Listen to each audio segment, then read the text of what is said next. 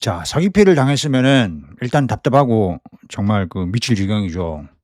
정말 별의별 생각이 다 든단 말이에요. 그래서 제가 인제 앞으로 설명을 했는데 근데 좀 산만한 것 같아서 여기서 인제 요약을 해 봤어요. 요 요약본만 들어도 앞으로 전개될 내용이 뭔지 좀 가늠할 수 있도록 했어요. 너무 길면은 여러분들이 지루해 할 수도 있고 뭐 집중력으로 이럴 수 있으니까 이 말도 긴 것 같습니다. 일단 해 보죠. 사기 피해 개인 회생 같은 경우는 일단 채무가 당연히 1 개월 이내죠. 자기 피해를 당했었는데 1년 이상 기다리다가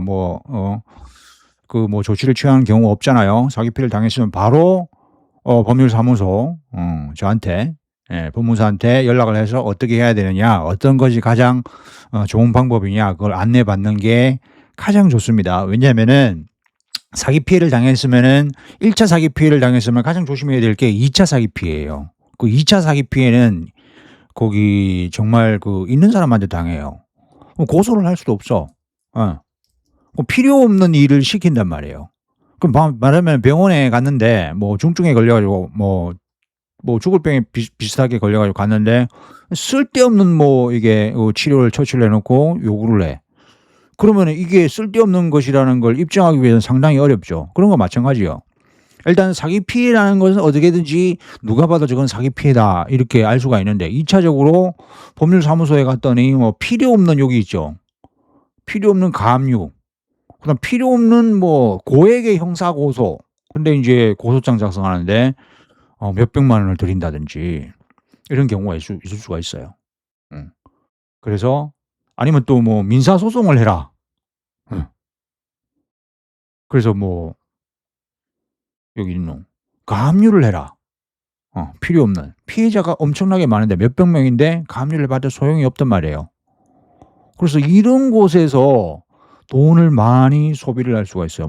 적게는 500만 원, 600만 원. 지금 1 억을 잃어버렸는데 1 억을 어떻게 회수를 해야 되는데 이런 생각이잖아요. 사기를 당했으면은 모든 분들이 '아 이걸 어떻게 회수할까?' 이 생각을 하시는 거야. 그게 인제 패착인 거야. 그러니까 내가 회수를 1 억을 회수를 하는데 지금 한 5,000,000-6,000,000원 못 들이랴 이거 생각하는 거죠. 제가 볼 때는 그게 필요 없는 비용이라는 거지. 물론 법률 시장에서 보면은 "그거는 해볼 가능성이 있다. 답이 안 나왔으니까 그걸 하면은 회수할 가능성이 있으니까 그만큼 가치가 있고 변호사들이 활동해 주면은 이건 또 결과가 달라질 수 있다."고 생각하지만은 근데 제가 인제 업계에 있잖아요. 제가 사정을 알잖아. 경찰이 어떻게 한다, 법원이 어떻게 한다 그 사정을 알잖아요. 다 해 봤고 안 된다는 얘기예요. 불필요한 비용이라는 얘기지. 예. 그래서 결국에는 신용 회복이나 개인 회생을 여기 3 번이죠.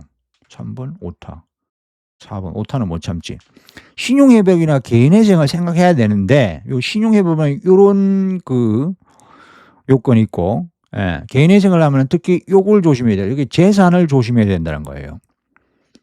그 이유는 제가 설명을 해 놨어요. 왜냐하면은 개인 회생을 처음부터 생각하시는 분, 사기를 안 당하고 정상적으로 대출을 내 가지고 쓰시고 돌려막고 하시는 분들은 재산이 거의 없을 가능성이 많아요. 근데 사기 피해 같은 경우는 특히 이제 주식 리딩방 같은 경우는 재산이 얼마간 좀 있어. 예. 그래 가지고 쪼금 잃으니까 그때부터 '아차.' 해 가지고 '어이구 큰일 났다.' 해서 돈을 더 빌려서 하는 거예요. 왜 돈을 더 빌려주겠어요? 은행권들이? 재산이 있기 때문이지. 그래서 요 재산 때문에 개인회생이 안 될 가능성이 있어요. 신청 자격이 안 될 가능성도 있고. 그러니까 개인회생 할 때는 그 재산만큼 갚아야 되니까. 그러니까 아무리 내 소득을 해 봤자 그 재산만큼 못 갚는 경우도 있을 수가 있겠죠. 그죠? 어. 그래서 이걸 잘 따져 보셔야 되는데 근데 인제 어디 가서 "사기 피해 당하면 무조건 개인회생하면 된다더라." 해 가지고 또 사기를 당할 수가 있는 거지. 음. 저번에 인제 제가 말씀드렸는데 기각될 부산회생법원 같은 경우는 "기각될 확률이 높다." 이렇게 한번 말씀드렸잖아요. 그죠? 다른 그거에서. 왜냐하면은 되지도 않는데 이거 따져 보면 정확히 이거는 안 되는데 법률사무소에서는 도덕적 해이 때문에 "해 보자. 일단 이 길밖에 없으니까 해 보자." 사실 이 길도 안 되는 경우도 있거든요. 사실 그러면 마음이 아프지만은 이거는 뭐 어떻게 "재산 다 팔아 가지고 갚으셔야 됩니다." 이렇게 안내를 해 줘야 되는데, 근데 "해 봅시다." 해 가지고 나서는 경우도 있단 말이야. "해 봅시다." 해 가지고 몇백만 원 받아 가지고 결국은 "안 됩니다." 이렇게 할 수도 있다고요. 왜냐하면은 물론 하는 법무사나 이제 변호사나 사무장의 실력에 따라서 다른 경우인데, 그걸 먼저 간파를 하고 "아 이런 경우는 법원에서 기각이 됩니다." 이렇게 인제 안내를 해야 되는데, 사실 그렇잖아요. 어느 뭐 시장이든지 뭐 초짜도 있고 경험이 많이 없는 분들도 있고, 사실 그런 분들이 모든 것을 뭐 "된다. 안 된다." 이렇게 판단할 수는 없는 거죠. 결국에는 법원이 판단하는 건데, 그래도 그런 거를 안내를 받았으면은 오히려 기대 뭐 헛된 희망을 갖지 않고 되도록이면 희망을 가져야 되는데, 개인회생을 신청하면은 첫 번째 문제되는 게 직업이죠. 사기 피해를 당했으면은 뭐 느닷없이 어느 날, 특히 아까 얘기해 드렸듯이 주부들이 사기 피해를 당한 경우가 많아요, 가정주부들이. 근데 가정주부 같은 경우는 뭐 남편이 준 돈을 갖다가 조금씩 조금씩 모아 놨다가 '이거 어떻게 늘려 보고 싶다.' 해서, 예. 그래서 가정주부 같은 경우는 집에만 있으니까 정보가 잘 없죠. 그리고 정보 같은 경우는 뭐 사회생활 하면은 여러 가지로 뭐 이렇게 걸러진 정보를 듣고 또 뭐 신뢰할 수 있는 정보를 듣는데, 집에만 있으면은 이게 특히 네이버나 이런 검색을 해 보면은 허위 정보가 상당히 많단 말이죠. 그래서 거기에 걸려든 경우가 상당히 많아요, 오히려 직업이 없다 보니까. 아. 그런데 인제 개인 회생을 하면서는 직업을, 아까도 얘기했지만은 저번에도 뭐 다른 곳에서도 얘기했지만은 직업을 바로 취직을 하면서 개인 회생을 할 수 있으니까, 아르바이트나 이런 거 할 수 있으니까 고거 되는 거는 이제 문제가 안 되고, 그다음에 뭐 저번에도 얘기했듯이 뭐 6 개월 뭐 이상 돼야 된다 그거 아니고요. 바로 직업을 구하면서 근로계약서 쓰면서 일단 신청을 하고, 예. 그다음에 이제 월급 뭐 받으면은 그거 가지고 다시 이 변경을 하면 된다고, 저번에 인제 저기 직업을 반드시 가져야 되느냐 거기 영상에서 제가 말씀드렸고요.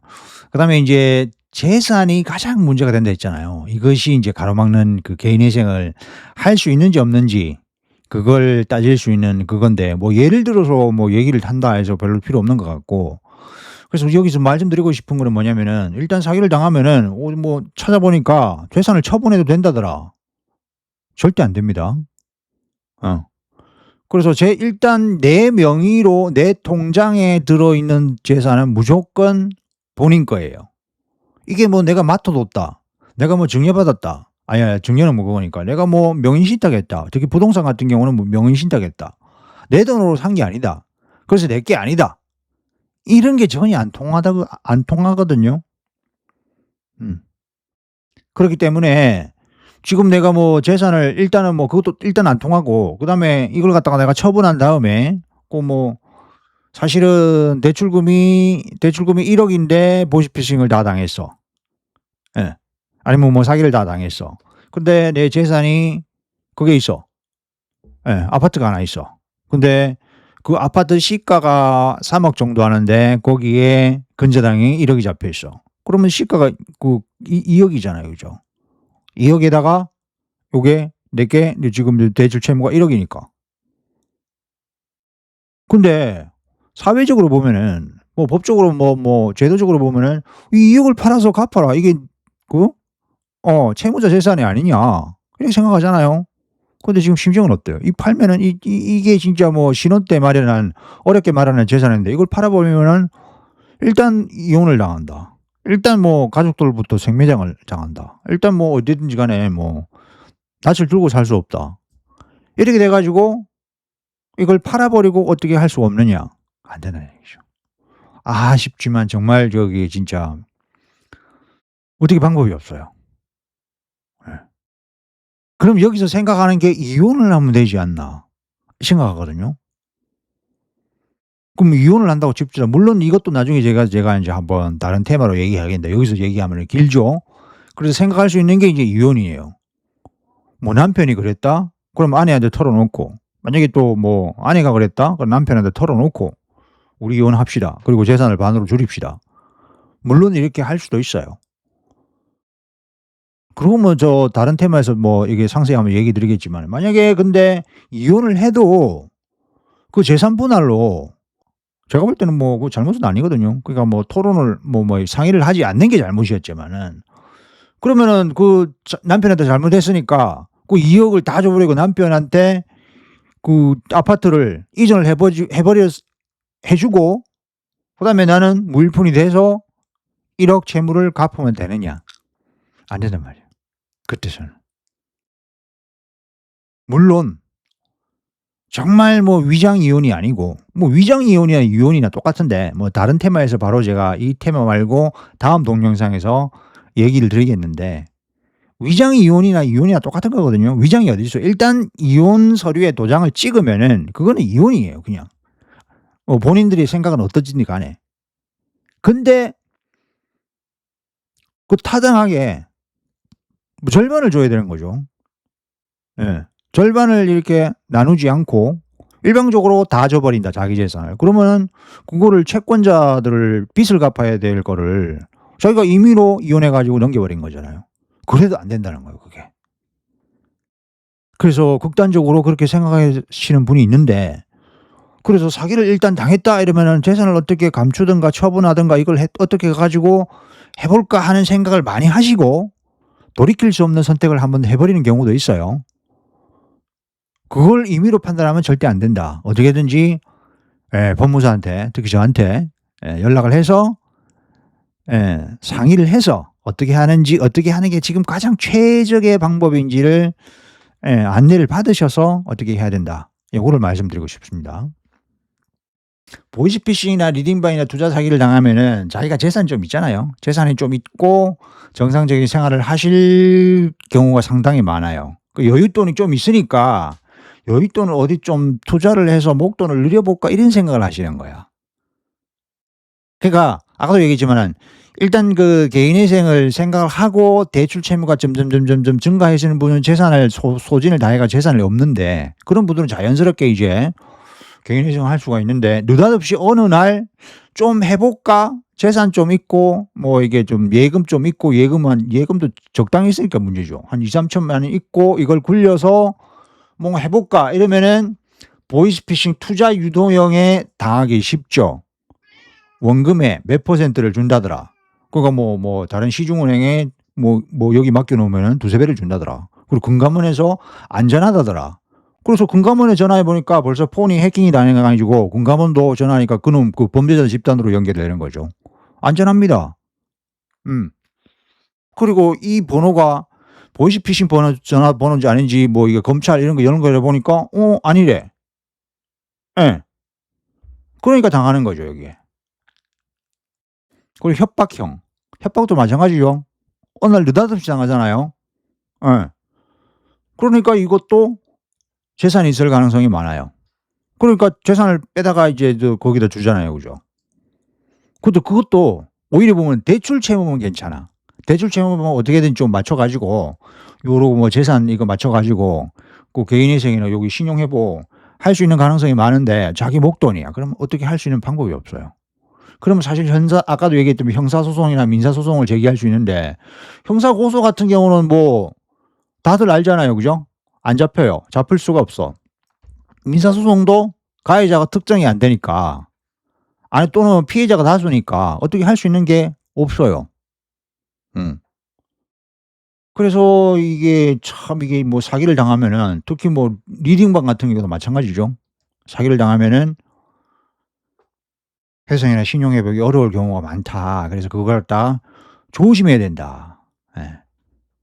그다음에 인제 투자 사기 같은 경우는 요것도 조심해야 되는 게, 특히 우리나라 사람 같은 경우는 사기를 당하면 일단 고소를 하시고 보셔. 그러니까 경찰에서 이 고소 비율이 엄청나게 많으니까 편히 선입견을 갖죠. 고소 중에서 진짜 사기는 몇 퍼센트 밖에 안 된다. 그러니까 일을 미뤄 놔. 3 개월, 4 개월 미뤄 놓고.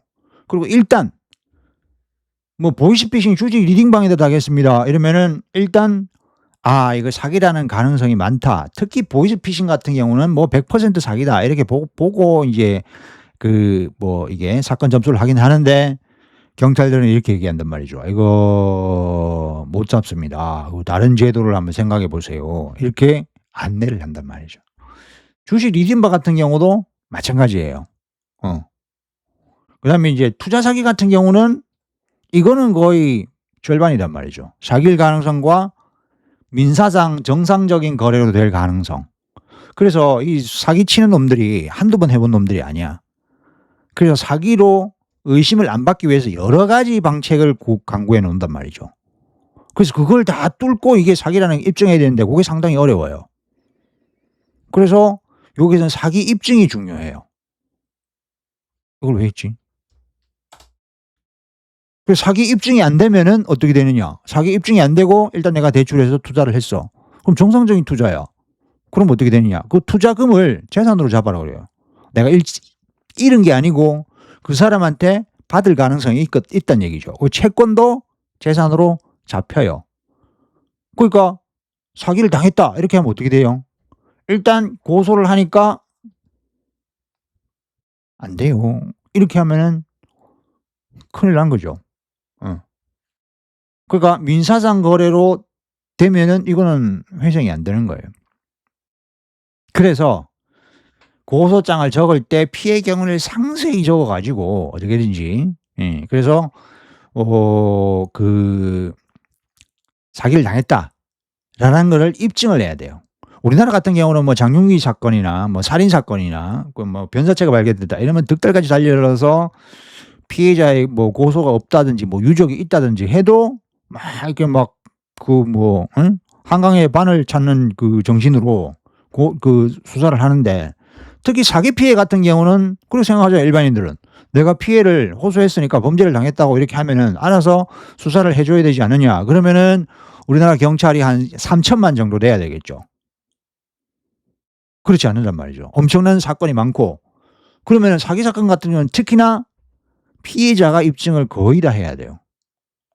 그러니까 피해자가 뭐 금융거래 내역이나 이런 거를 가해자의 금융거래 내역 이런 건 알 수 없으니까 가해자의 뭐 가해자가 구체적으로 뭘 하고 뭐 이런 건 알 수 없으니까 그런 거는 경찰에서 추가 인제 수사를 하는데 근데 구체적으로 이게 사기다. 예, 쟤가 거짓말했다. 갚을 능력이나 의사가 없으면서 거짓말해서 나로부터 나를 속여서 돈을 편취. 그러니까 돈을 뺏었다. 이걸 입증을 해야 돼요, 구체적으로. 그러니까 사기라는 것을 이게 허위 사실을 나한테 알려서 나를 속였다. 이게 속였다. 예. 그 허위 사실이라는 것을 입증하기가 상당히 힘들어요. 그럼 말하자면 조금이라도 어떤 사실관계가 있었다. 그 투자 사기 같은 경우는 뭐 부동산 투자나 이런 거 보면 조금이라도 사실관계가 있어요. 뭐 하는 척해. 결국에는 보면은 지 생활비 쓰고 지 빚 갚고 이렇게 했지만은 결국엔 투자 받은 다음에 하는 척해요. 그러니까 교묘하게 이게 투자 그 약정 계약서를 쓰는 거야. 수익이 있으면 준다 이렇게 해요. 그러니까 월 얼마 수익을 보장한다 이게 아니고 수익이 있으면은 뭐 몇 %를 준다. 그때까지는 투자자는 이 돈을 어디다 쓰든지 간에 상관하지 말아야 된다. 이렇게 비슷한 그걸 해 놔요. 그러니까 우리는 그 피해자는 이렇게 생각하잖아. 아 내가 내 그 투자한 걸로 맡겨 놨으니까 네 생활비 쓰지 말고 네 빚 갚지 말고 그거는 투자한 데를 써서 그리고 거기서 그 수익이 나오면은 나한테 몇 %를 줘야 되지 않냐 이렇게 생각하고 있거든요. 근데 계약서를 보면 그것도 아니야. 근데 그 사기꾼이 그렇게 말은 해. 말은 이거 내가 맡아 놨다가 내가 뭐 어디 쓰나 해 줄게. 근데 계약서 보면 아니야. 그런 경우가 많아요. 우리나라 사람들은 또 계약서 확인하기 싫어하잖아요. 그죠? 그래서 계약서는 애매모호하게 써 놔. 돈을 언제 반환해야 될지 그런 것도 없어요. 그러면은 이게 민사상 거래로 되는데 하나의 착각할 점.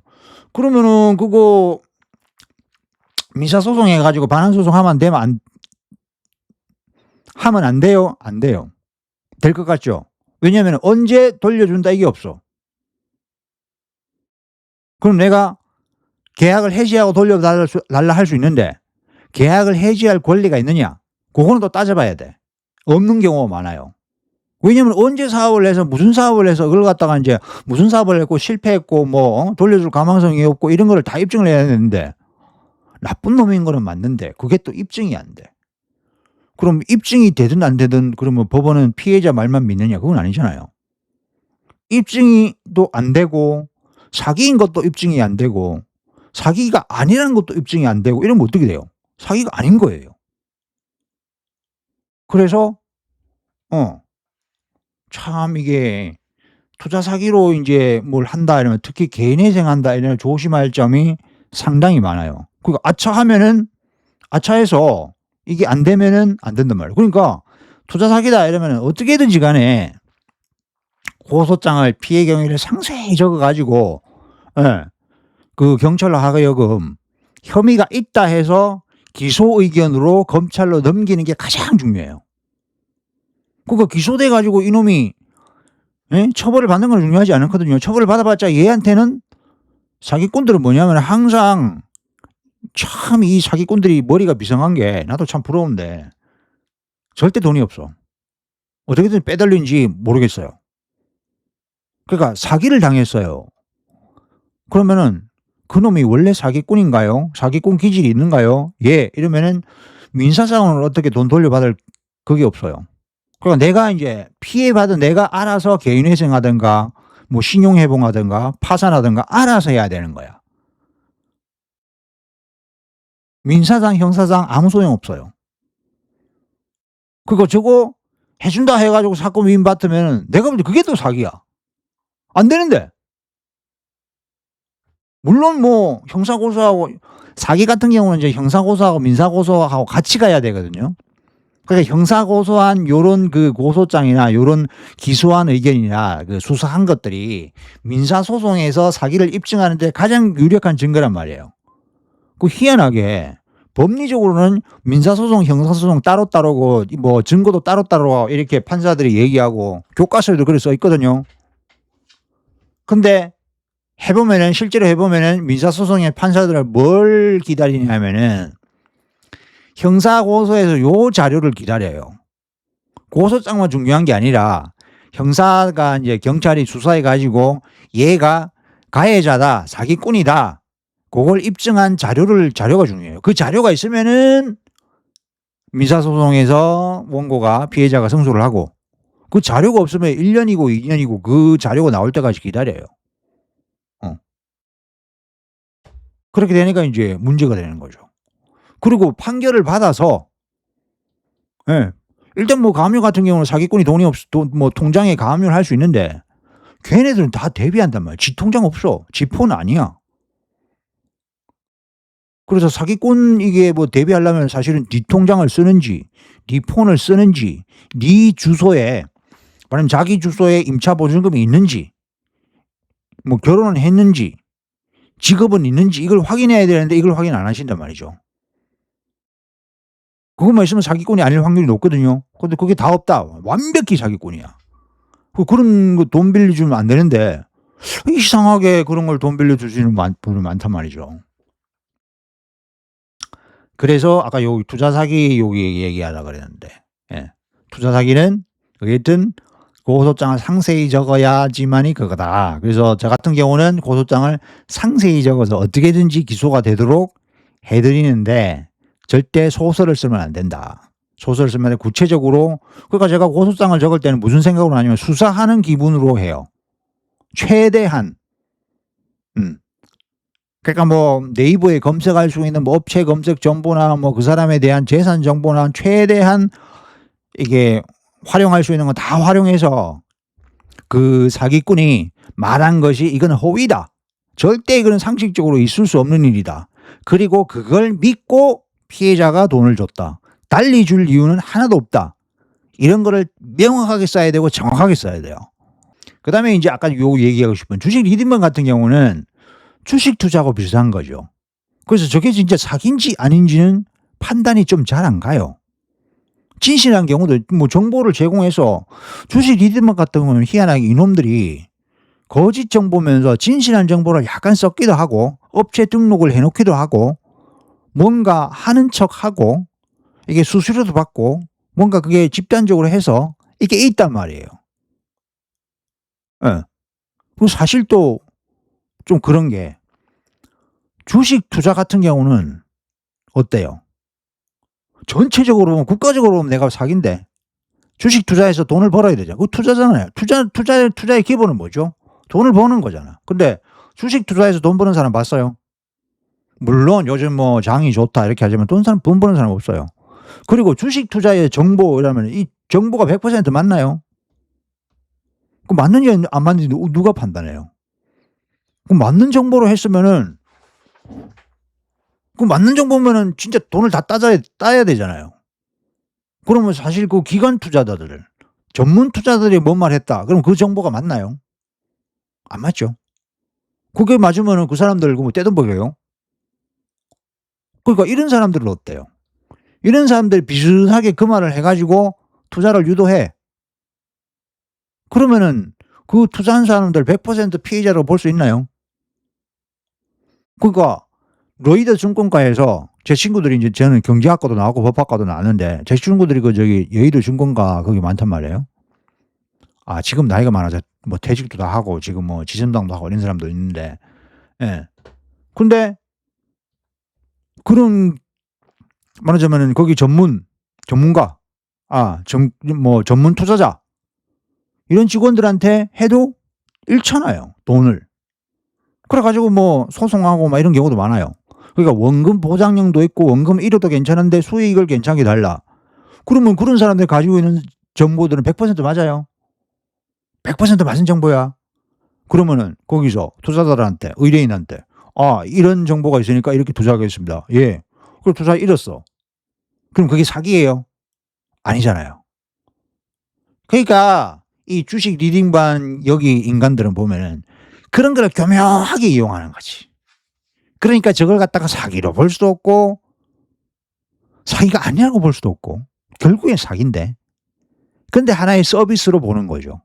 그 서비스 하는 척하면서 사기인 거를 살살살 섞어서 이렇게 하는 거지. 그러니까 머리가 좀 약간 돌아가는 놈들이지. 예. 그러니까 얘를 고소를 하면 일단 돈을 잃었다. 그냥 주식 투자와 비슷하게 돈을 잃었다. 이렇게 되는데 그럼 얘네들은 고소를 하면은 이게 고소장을 적어 가지고 이렇게 사건 사고 딱 이게까지 고소를 하면은 일단은 사건 사고 사실 확인을 떼 주거든요. 뭐 사실이든지 뭐 범죄가 되든지 안 되든지.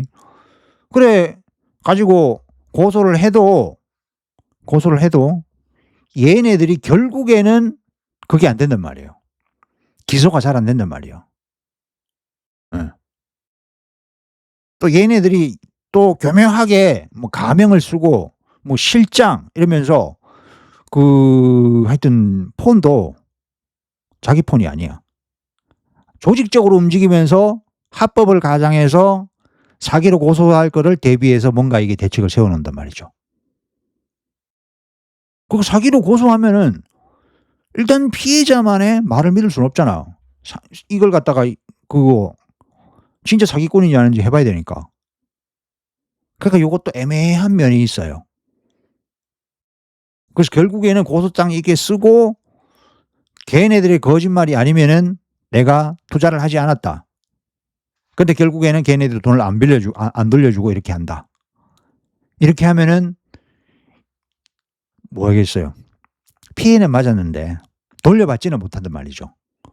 그래서 법원에서 뭐라고 보정이 나왔냐면은 요런 거는 애매하니까 피해자들한테 소송이나 법적으로 돌려받을 수 없다는 것을 입증을 하라는 거를 하라고 나와요. 결국에는 형사 고소도 하고 민사 소송이나 이런 거 해 가지고 했는데도 불구하고 얘를 결국에는 못 찾겠다. 돌려받을 수 있는 가능성이 거의 없다. 투자 사기도 마찬가지예요.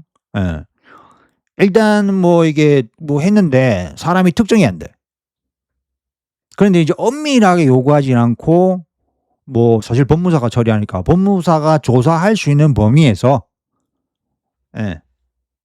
그러니까 뭐 경찰이나 검찰처럼 우리가 입증할 수는 없잖아요. 조사할 수 있는 범위에서 얘한테는 돈을 절대 투자한 돈을 돌려받지 못한다는 것을 그 말은 뭐냐면은 아까 투자금을 채권으로 재산으로 잡지 말아야 한다는 것을 순수하게 잃어버렸다는 것을 입증하라 이렇게 나와요. 그걸 제가 해야 돼요. 제가 뭐 경찰도 아니고 검찰도 아닌데 우리나라에서는 그것 좀 해 줘야 되는데 안 해 준단 말이지. 그래서 최대한 그걸 갖다가 해서 넣으면은 되는데, 개인 해석이 되는데 그래도 변제율이 높을 가능성이 있다는 얘기예요. 주식 투자랑 비슷하게. 예.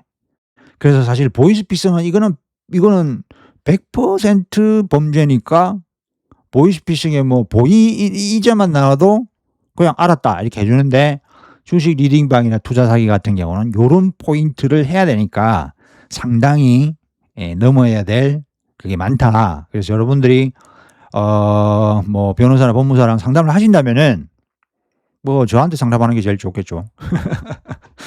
하신다면은 요런 가능성을 물어봐야 되는데 조심을 해야 된다. 요게 요점인데 제가 요점에 대해서도 엄청나게 30분 동안 얘기했네요. 예. 어떻게든 조심하시고 애매한 거 있으면 저한테 전화 주시면 상세한 상담을 드리겠습니다. 예. 빠이.